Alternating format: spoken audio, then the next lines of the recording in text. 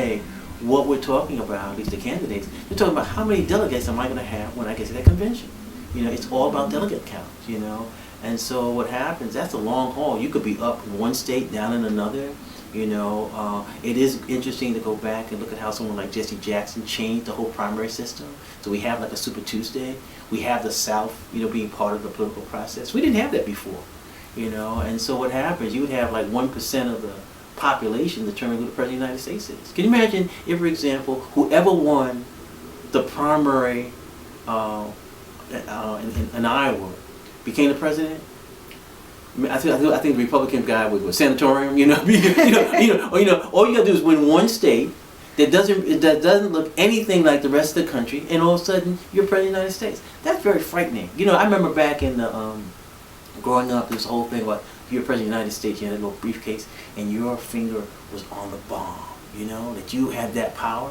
I mean, to have Iowa have this finger on the rest of the country, I really find that frightening. And this is a thing where, you're talking about trying to get millennials and young people engaged in the political process. The political process is strange.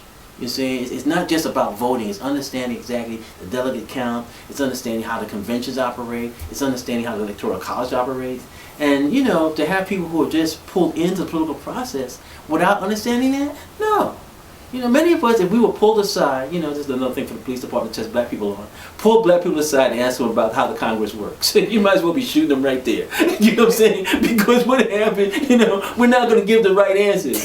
We're not talking hands up, just tell me what the Constitution says. And what happened is that, you would have all sorts of things, man, happening after that because we don't really know our rights. Just like, for example, when a black person says this, the following, there's some sort of encounter, and a black person says, I'm going to sue you. You're not going to sue anybody. You have no access to a lawyer. You have no money. So that's the word sue. Is this shouldn't even part of it? Who are you going to sue? And you hear it all the time. And that shows a lack of black empowerment. It also shows that, okay, suing means, okay, I've been watching these law and order shows, okay? And so what happened? They have lawyers.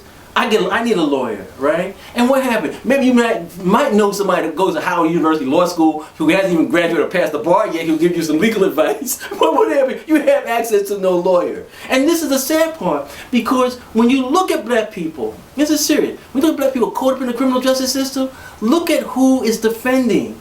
The last time I did jury duty, there was a black guy, and his lawyer must have been taking some legal classes online, because what happened? He didn't know anything. The judge was even laughing at him, And this guy is all that's separating this black guy from being in prison. You see, this is why every now and then somebody says, "I want to defend myself," and offer my own defense, because what happened? It becomes a joke, but it's very serious here. So when I look at these things in terms of sports, politics and stuff, it's all connected, And as a writer, what I do, I look to see if there's any metaphors and comparisons I can make that sort of, bring these things together and provide some sort of insight and enlightenment.